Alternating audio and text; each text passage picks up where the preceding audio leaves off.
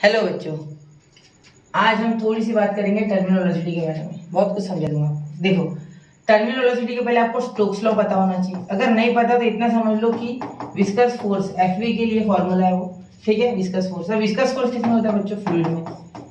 तो हमारा क्वेश्चन क्या है कि भाई बारिश ऊपर से आती, तो बारिश ऊपर से आते आते उसकी वेलोसिटी इतनी कम कैसे, उससे भी ज्यादा कि हमें लगने के बाद कुछ भी नहीं हो रहा है। तो चलिए देखते हैं। देखो, अब हमने एक बॉल फेंका ऊपर से, यह एग्जांपल है, ठीक है, ये सिंपल एग्जांपल है।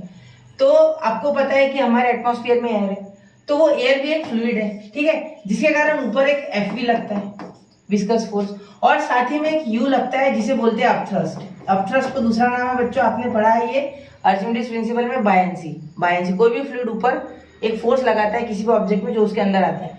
तो यहाँ फ्लूइड है एयर और ऑब्जेक्ट है ये बॉल या कोई भी ऑब्जेक्ट जो नीचे आ रहा है, ठीक है।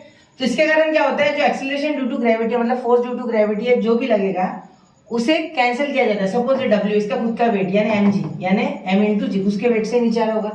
तो एक टाइम ऐसा आ जाता है बच्चों की डब्ल्यू और U plus F V, starting में ये बड़ा होता है, ठीक है, यू प्लस एफ वी छोटा होता है इन दोनों का फोर्स मिला के, लेकिन धीरे धीरे धीरे धीरे स्टार्टिंग में और धीरे धीरे करके ये इक्वल हो जाते हैं। क्यों? क्योंकि जो विस्कस फोर्स है वो बढ़ता है विद टाइम, मतलब जैसे जैसे इसकी वेलोसिटी बढ़ती है विस्कस फोर्स बढ़ते जाता है, ठीक है। एफ को विस्कस फोर्स बोलते हैं, और बायंसी उतनी की उतनी, जिस कारण से क्या होता है कि ये बढ़ रहा है तो इस दोनों की वैल्यू बढ़ रही है, तो दोनों की वैल्यू मिलके ये जो डब्ल्यू है, ये जो वेट है जो नीचे एक्ट कर रहा है, ये बैलेंस हो जाता है, जिस कारण से दोनों बैलेंस होने के कारण जो वेलोसिटी है वो क्या हो जाती है? कांस्टेंट हो जाती है। पहले फेज में वेलोसिटी बढ़ती है, उसके बाद वो कांस्टेंट हो जाती है। ऐसा ही सेम फिनोमेना होता है रेनड्रॉप्स के साथ। इसीलिए रेनड्रॉप्स की जो वेलोसिटी है वो जितनी है उतनी ही रहती है।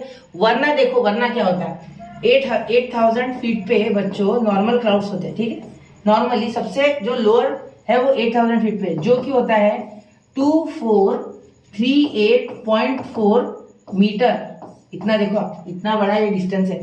तो अगर मैं बोलूं कि एक्सीलरेशन जो है वो 10 मीटर पर सेकंड स्क्वायर है, तो आप सोच सकते हैं कि ये वेलोसिटी कितनी हो जाएगी। अगर मैं इसको 10 से मल्टीप्लाई कर लूं, समझो ये जितनी भी है सोचो, तो इसकी वेलोसिटी इतनी हो जाएगी कि हम जगह पे खत्म हो जाएंगे वो बारिश की बूंद से, इतने जोर से वो गिरेगी। एक तो छेद हो जाएगा, या बड़े बड़े जो रैशर से ऐसे समझ लो लाल लाल पूरे बॉडी पे मार्क्स आ जाएंगे। तो इसीलिए हमें टर्मिनल वेलोसिटी का कंसेप्ट पता होना चाहिए, ठीक है। तो ऐसी इंफॉर्मेशन के लिए स्टडी यूनिक के साथ बने रहे। जय हिंद, जय भारत।